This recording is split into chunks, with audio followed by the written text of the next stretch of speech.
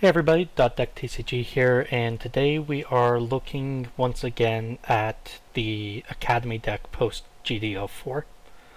Now, in my last video, I went over a deck profile that was aiming to play as many of the new cards as possible, and ultimately what I concluded was that the combo was very fragile, although very fun to play, and that there just was not quite enough to fully enable what the deck wanted to do, especially moving into a format where there was going to be much more ping with the Neo Zeong, making decks like red-white ping and red-blue ping that much stronger.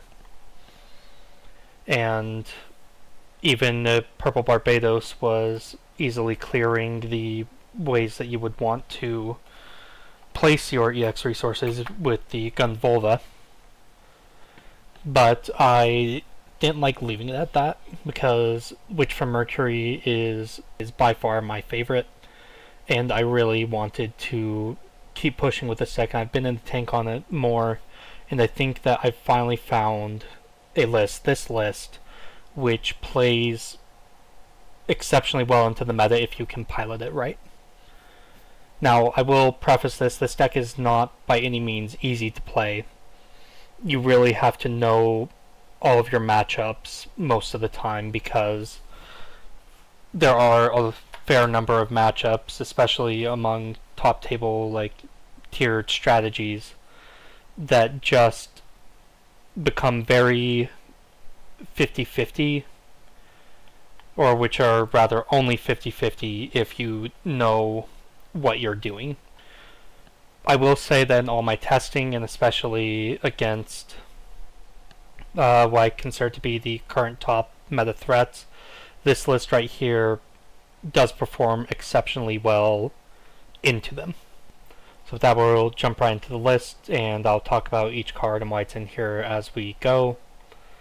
And then we'll also kind of get to cards which I haven't included down here, but which could reasonably see play depending on what you're trying to do with the deck. So starting off, we have the Darrowbald. This was originally the Guel's Delanza. And the reason it was Guel's Delanza originally was because it was a 2-2, so going first it made a fine turn 2 play for it to be Guel's Delanza. In addition, Guel's Delanza was also able to link with any Academy trait. But as I kept testing, as I kept continuing on, I found that Guel's Delanza was just, in all respects, not better than the Darrowbald. The Darrowbald has a deploy effect which has become much more relevant into the decks that use the militia cards that place all the parts tokens, and so I would actually even consider bumping the Darrowbald up maybe to 3 and dropping Michaelis to 3 at that point, because that does come up against that deck, but mostly it's just in there because it is bigger than Guel's Delanza, and frequently you'll just want a sacrificial body to throw at something huge to just take it out so that you don't have to use one of your bigger units like the Aerial Rebuild or the Fair Act in order to clear it. Moving right along, we have the Michaelis. Among all the cards linked with the Academy trait, I think that this is the second best one after the Gundam Fair Act. Now, the reason I think that is because it's a 3-2-3-3, which is very mission critical. And additionally, while there are 4 more commands in your trash, which is a little bit harder in this build, but it's never impossible. And when linked with your Alon Ceres or your Selected Mercury, it becomes a huge problem. It just becomes a 3-2-6-6 out of nowhere. And it's just part of that Academy beatdown strategy where you're just trying to trade more efficiently with your opponent than they can ever trade with you. Moving right along, we have the Elfrith and the Rika Diaz. Just typical standard blocker. You are a mid-range deck. You do have to stall for some time before you're really online. Moving right along, we have the Gundam Fair Act. This could reasonably be a Kira Yamato package. However, we were still trying to stay in theme on Academy, and this does the exact same thing as the Kira Yamato package. And linking it with Sled and Mercury frequently becomes a 5-6, and in combination with the 13 Tactical Testing Sector, you just get to pick units to repeatedly unforeseen turn after turn as you just keep tempoing out your opponent with this huge body. And the reason that we actually do end up playing it over a Kira Yamato package is specifically because it's Academy. It just becomes so much harder to out because of specifically the Witches from Earth, giving -4 damage when they would ever try swing into it to clear it. And on a 5-6 body, if you have it linked with something like a Sled of Mercury, they're trying to trade into a huge body. If their unit doesn't have 5 health, you're just clearing units for free turn after turn after turn, even on their turn. So this card I've actually found to be probably the sole best card in the deck right after the Gundam Fair Act, which we'll get to in a moment. Now, we move on to 2 Gundam Aerial Rebuild. I really value the ability to be able to recycle all the options that we're playing from trash, grabbing back a Witches from Earth or an Overflowing, a New Sign, a Witch and the Bride, can just swing the course of a game so quickly, and it does it on pair. You don't have to link it to get the effect. Now, obviously, you do usually want to be linking it so that you can make a huge swing with it. And I frequently try to, but in dire straits, if you only have a Witches from Earth or an Elan series, you can pair it, grab back the option that you need, and maintain tempo still. Now, we are on 4 Gundam Fair Act, which is, it does seem like a lot, but you have to see this card. While your deck is not overly reliant on EX resources in the way that the more Dawn of Fold GDO4 focus build was, this card is still just incredible. Breach 5 clears pretty much every relevant base in the format, especially going into the new format. And on top of that, it does do the EX resource placing thing, and it's just an incredible card, and it really earns its spot in most games as the 4 of high end of this deck. Now, moving into Pilots, Commands, and Bases, we have 4 Overflowing Affection, and we also, in conjunction with that, play 2 A New Sign, which, while this is just like a little mini Graceful Charity, this is just Graceful Charity. Now, it does cost 3, and I much prefer seeing this card early than late, but in situations where you haven't had anything else to do for a couple turns, you drop this, and you just get to exchange your hand for a better hand, or late, you just get to sculpt your hand into, say, the link that wins the game, or what have you. And I think especially if you're going to be running a build where you're playing 2 Aerial Rebuild that recycles the options, that this is the draw package to be playing, especially without the Elfrith Ore. This is the next best thing if it's not better than just Elfrith Ore on its own. We are on 2 Unforeseen Incident. While I think that Witches from Earth and Fair Act and 13 Tactical Testing Sector are probably fine enough on their own, and Unforeseen could be dropped from the deck. You do frequently run into situations where it's your opponent's turn and you maybe don't have a Witches from Earth, so it's nice to have the redundancy of Unforeseen Incident in order to reduce an opponent's AP on their turn, so that a unit like your Gundam Fair Act or your Aerial or your Green Gundam Fair Act survive. We are still on the 13 Tactical Testing Sector. Without the deck really being focused on placing EX resources, I don't see any reason to play the 9th Tactical Testing Sector. I was hard-pressed to even play it when I was focused on the Dawn of Fold cards. Reducing an enemy AP by 1 by resting the base does sound not great, but when you're pairing it with a Kira Yamato effect or an Unforeseen Incident or Witches from Earth, it does numbers when helping you trade, because this deck is just focused around trading as efficiently as possible. Now we have obviously the Witches from Earth, where if you use it with an EX resource, you get to reduce damage that a unit would take by 4. You get to reduce it by a flat 2 regardless. Incredible card. It's just unforeseen. Sometimes it's better unforeseen, sometimes it's worse unforeseen, but this protecting all of your Academy cards, which you're on so many of them, is incredible. We talked about new signs, just Graceful Charity. Graceful Charity is insane. We are on the 4 Alon series for the 4 Pharax, but the ability to redirect damage, especially after you say swing a Michaelis, it's now a 4-1, it's going to get traded with your opponent favorably if you don't redirect the damage. So you redirect the damage so that you can keep a much bigger body on board that your opponent can't trade favorably with, and if you have a Pharax on board, redirecting that damage will trigger the Pharax effect. So it earns its spot at 4, although I could hear an argument to play it at 3 or maybe 2.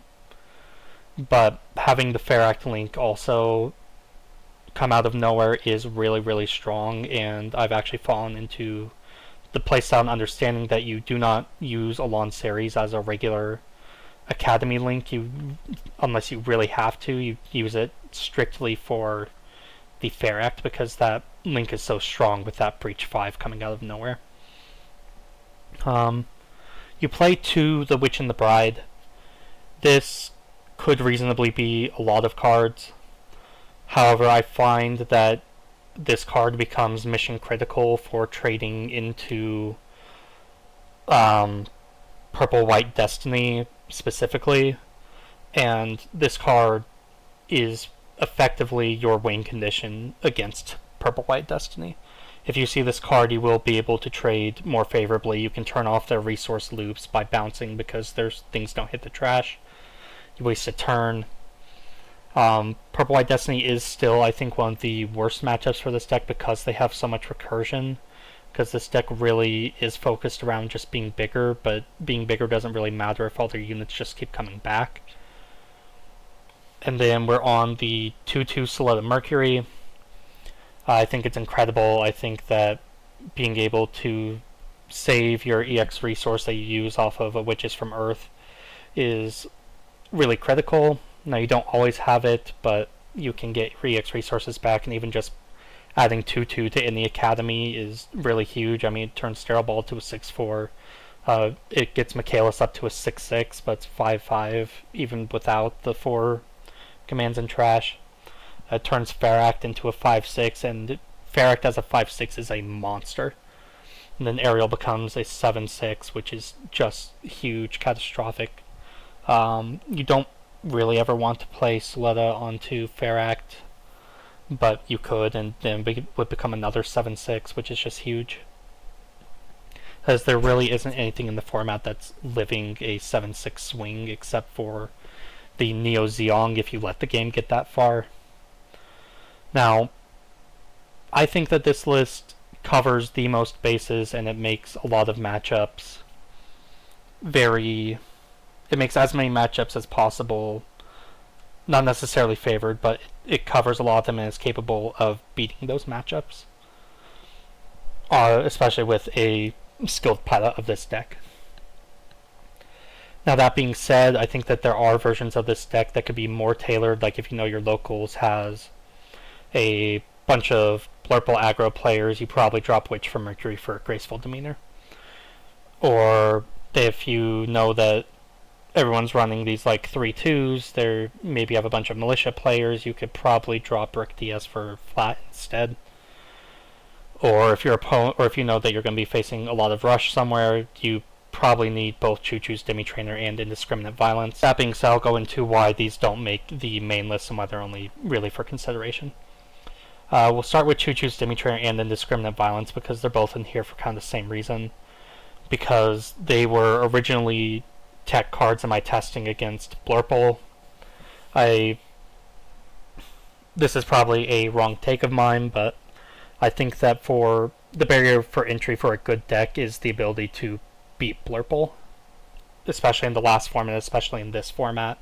I think that's why Wing was so good. I think that's why, because they were able to deal with a bunch of bodies. this deck does not really have a way to deal with a bunch of bodies without Choo-Choo's Demi Trainer and Indiscriminate Violence. Now, in every instance, I would put in Indiscriminate Violence before I put in Choo-Choo's Demi Trainer, but if you are expecting to see a lot of rush, you could quite reasonably drop Daryl Bald and Witch and the Bride for Indiscriminate Violence and Choo-Choo's Demi Trainer, so that you can get in those swings on your opponent's little guys that are unsuspended that they just keep dropping turn after turn, even though they can't necessarily swing with them. This card has been touted as the new Lefrith, and that's not necessarily wrong. I don't even disagree with it. I think that there is a strong argument to just be playing 8 copies of Lefrith. But frequently in testing, I find that there are so many instances where someone will drop like a 4-3 or a 5-3. And in that case, Gundam Lefrith is just a worse trade. And Rick DS just is a free trade for that. It's a really, really good day for your opponent to be dropping something with only 3 health into your Rick DS.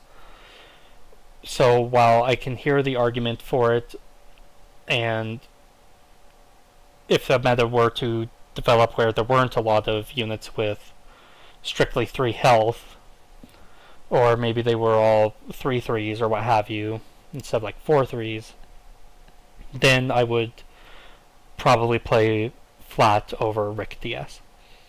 But with the way the meta currently stands, and especially after looking at the results of the triple win-a-box that was just done by Eggman, I would much rather have Rick DS than I would have flat. Moving on, we have also cut Suletta Mercury from STO1 from the main list. Now, this card is a good card. It is probably the single next best Academy Link by a lot. But room in the deck is really, really, really tight, and every card really has to have earned its place in order to be in this main deck, because there are just so many Academy cards and there are so many tech options you could be playing. The idea of placing the new Resta DX resource off of Suletta Mercury and then restanding it with this Suletta Mercury is the ideal case scenario, but it falls into that Dawn of Volt combo trap where it's just too fragile and too specific to really see play right now. The Gundam card game is just not consistent enough to enable the kind of combo that Dawn of Volt wants to enable. I think as we go forward, as we see more consistency tools, that will change, but as it stands right now, it is the 51st card in a 50 card deck. Now, Graceful Demeanor's the new Boogeyman. It just beats down on every rush deck, every blocker heavy deck. Quite honestly, except for the Fair Axe, which you just want to keep spitting out, this probably even counters Academy, if I'm being honest. However, there are a lot of big units this format. Units bigger than level 3. And I think outside of like blue-white blockers, this card will not see as much application as people are touting it around to have. Now, I'm very ready and willing to be proven wrong, because I do think that this card is good. I think it's very good. I don't really like bouncing things. Like, Witch and the Bride isn't here to deal with really high-costed units that happen to only have 5 HP or less. But Graceful Demeanor probably beats all of your blocker matchups, and quite really, it probably deserves a split with either Unforeseen Incident or the Witch and the Bride. I'd even maybe be willing to go down on Overflowing, depending on how the meta shakes out, to put it in Graceful Demeanor. But as it stands right now, I don't see it as the end-all be-all answer to everything in the format. And I think especially into decks like the Neo Zeong decks, that this just becomes a brick in your hand the later the game goes on. We've talked about Indiscriminate Violence. It's your card that beats people who just drop things unsuspended constantly. Um, I think that's fine. I think that if your local scene sees a lot of Rush players, that you should be playing this over the Witch and the Bride. But as I think the meta is shaking out, I also don't see a lot of units with 5 or less AP that you really want to be trading into. So as the worse Witch, it gets cut from the list. This card, Unicorn Gundam Awakened, is really good. I actually really like this card. Suppression is obviously a crazy effect, and because you're playing so many commands, you're giving out constant sources of AP -2, which makes all of your trades much more favorable. Quite honestly, this should probably be in over the aerial rebuild, but I value being able to recycle my resources more than I value suppression or further AP- in a deck where I already have Unforeseen and Testing Sector and Fair Act. Now, this aerial rebuild could also reasonably be the 7-5 aerial rebuild with high maneuver. I have in testing run into instances where I would have rather had high maneuver. I've run into instances where I would have rather had suppression or AP -2. Quite really, this aerial rebuild could reasonably be either of these. And as we continue to see the meta develop, it'll probably become clear which of these three it should be, but it probably shouldn't be more than two of them, and it shouldn't be more than one of them, because Fair Act with Breach 5 is just completely crazy. Now, the last card we're not putting in here, and I didn't put this in the other Dawn of Fold Academy deck list either, is the Gundam Aerial Rebuild from GDO4 that searches the top of your deck. This card suffers from the same problems as the rest of most of the other Green Academy cards that came out in GDO4, where it has an effect that sounds really good, but there's so many restrictions on it that it probably does nothing most of the time. Being a 7-5 searcher is just not good enough, even at a 5-5 stat block, 7-7 on a Suletta Mercury. Searching 3 for an Academy card, I mean, you're on a fair number of Academy cards, but you can only grab units or commands. You can't grab a pilot if you find it, or you can't find your Lanceres or your Suletta Mercury. You can find any of these, you can find Witches from Earth, but in a deck that's playing, Academy bases and a bunch of commands which are not Academy that you maybe want to see more, this card just is not ever going to be good enough, I think. I think if every single card in your deck was Academy, this is fine, but even in that case, why wouldn't you just play High Maneuver Aerial or Option Recycling Aerial? So that about sums up where we are with the deck right now. I think that if you are really wanting to play Academy and you really want to be doing well, you have a lot of meta kinds of players at wherever you go to play your Gundam card game, that this gives you the best matchup spread. Like I said, there are plenty of tech cards down here. You know your locals meta better than I do. I've given you my justification for why they aren't included in the main list for consideration. I will be dropping gameplay videos over on Mobile Fire's TCG. They are my Gundam team, and that's where I will probably be putting most of the gameplay videos rather than the deck discussion videos going forward. But yeah, if you like this video, leave a like. If you subscribe, subscribe. And thanks for watching.